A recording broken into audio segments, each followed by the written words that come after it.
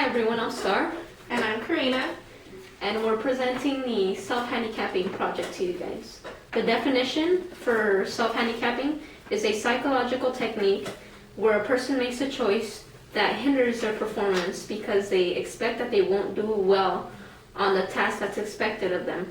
For example, not studying before a test or going out drinking before a test is a great example of self-handicapping.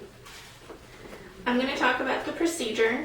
First of all, I want to mention that up here on our poster board it says self-handicapping, but it didn't say that until after we'd already collected our data.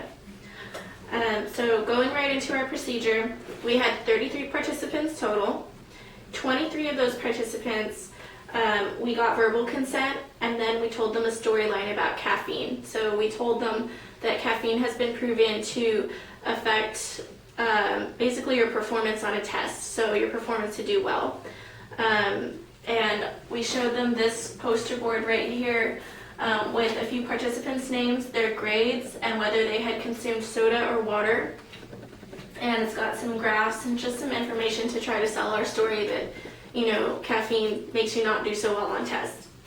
And so then after we gave them that information, we asked them to choose a beverage to drink before they took a short 5-question quiz on American history. So the quiz was only 5 questions long, and it was multiple choice, and it was on American history.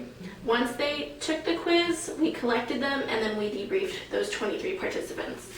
Now, we had 10 other participants that we did everything exactly the same. We got consent, and we kind of explained that they would just be choosing a drink and taking a quiz, but we didn't tell them this storyline about caffeine.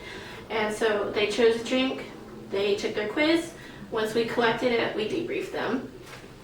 And that's it. Well, as far as our results go, the percentage of people that drank soda in both groups were the same, and by both groups I mean the one that we gave the storyline to and the others that we didn't give the storyline to were the same percentages for both. And we use a chi-square test to figure that we had no significance in our self-handicapping project here. As far as what we would do differently, we would probably not use the beverages because Well, the beverages kind of interfered with the project because some people chose soda just to try to disprove this, data that we had that showed that caffeine makes you not do so well on tests. They wanted to just disprove that. So they chose soda. Other people just chose the soda. Even though it was unlabeled, you could still figure it was soda. So they chose it because they liked it better than water, and other people chose water because they absolutely don't drink soda. So it just kind of interfered with that. Definitely. We would also use maybe a different type of test, whether it be a math test, or an IQ score test, because they're more complicated than the history test that we actually gave out. I felt like they weren't trying their best. We would add more participants because the 33 we had were not enough to actually find some significance in our testing. And then as far as our self-handicapping, in a future time we would like to do it more sports related.